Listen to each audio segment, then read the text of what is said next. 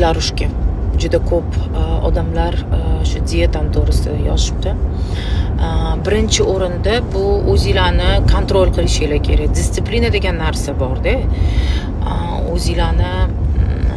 O'zinglarga qanaqadir bilasizlarmi?